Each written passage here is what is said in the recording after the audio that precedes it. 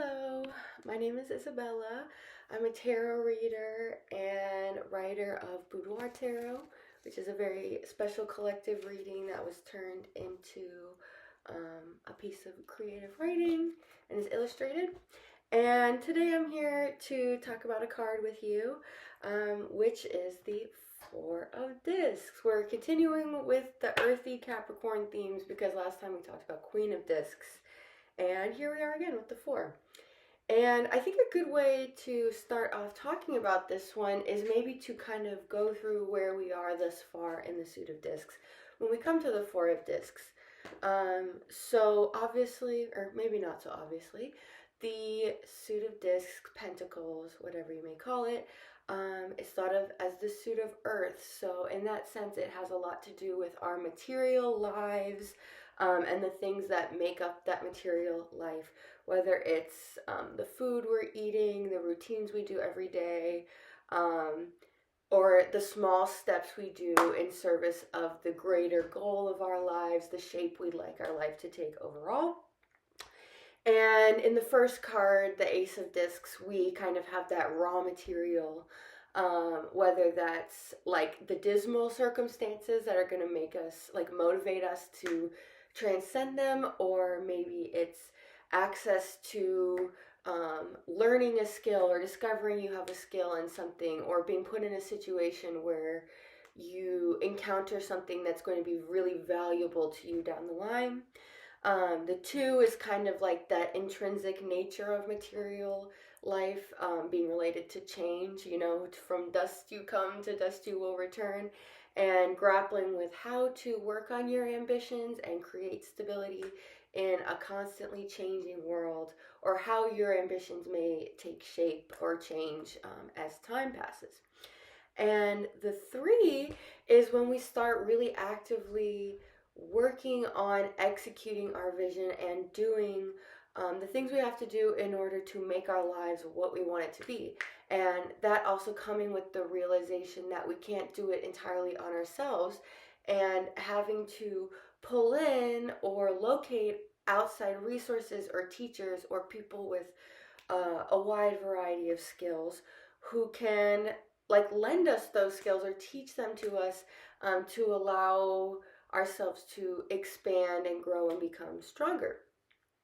And when we come to the four, power, we kind of see what the successful execution of the three looks like. Like, what happens when we do build strong relationships with a wide variety of people who can all kind of, I don't want to say serve like there are servants, but they can all help us or aid us or teach us in different ways. Like when we have strong relationships with those people and they become kind of like our network or our community, that is power.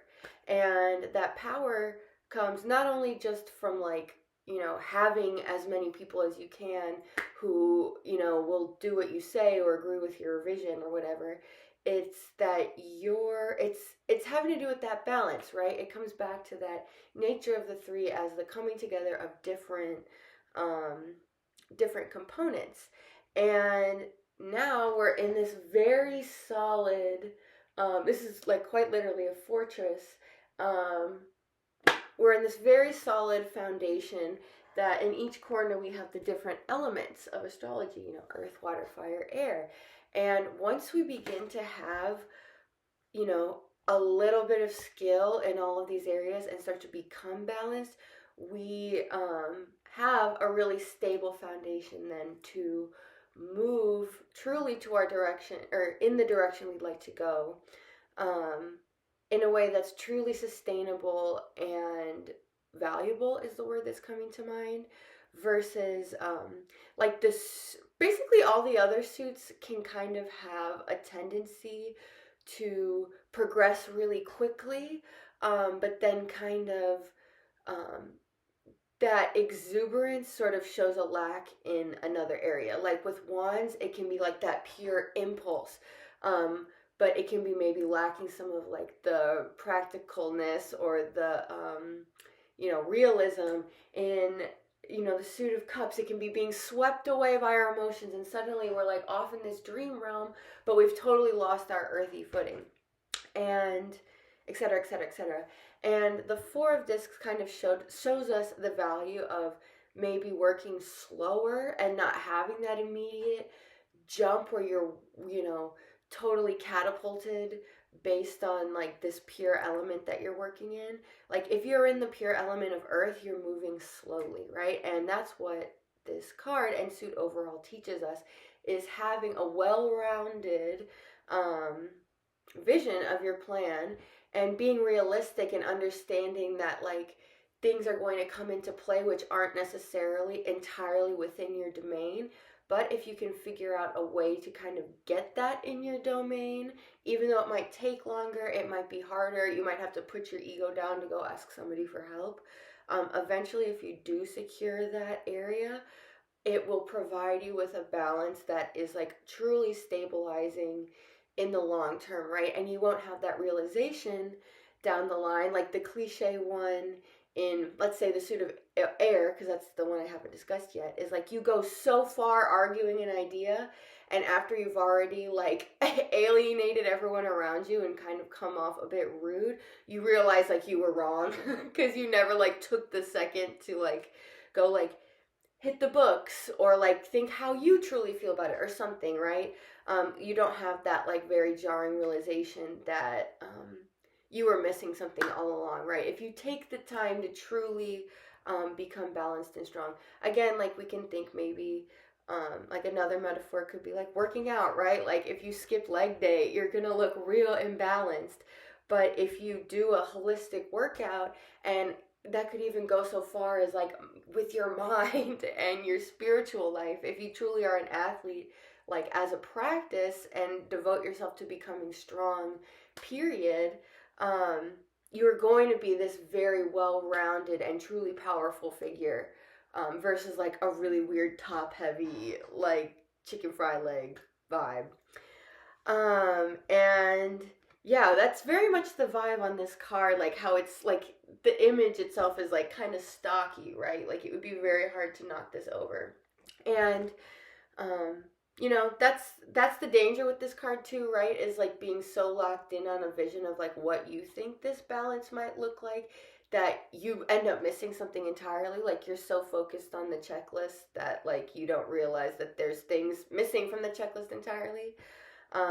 So there's always like a warning with this card, and with all sort of Capricornian things, not to be too rigid, too controlling, or too like nitpicky, micromanagey of these areas that aren't necessarily like your domain but are still yours, right? We can think of like how a king, in the middle of this fortress, and here we have the sun in Capricorn, which is where the sun begins to gain its light again, the sun, the king of our solar system, beginning to gain power again.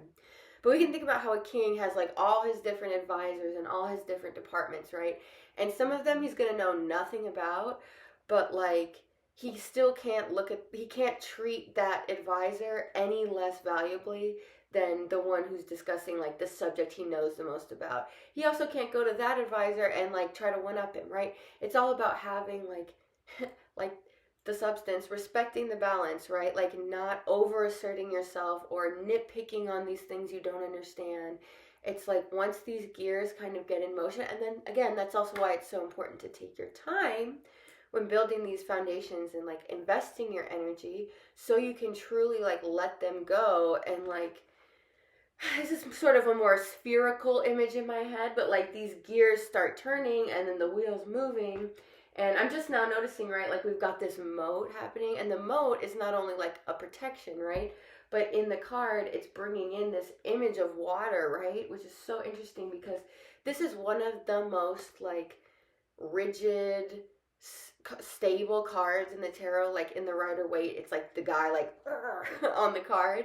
But it's so funny because even in that, we have this flowing water element, right? And like that necessity of, despite the rigidity, like you have these structures in place, so eventually you can get to a place where you can just flow, right? And they're self-sustaining.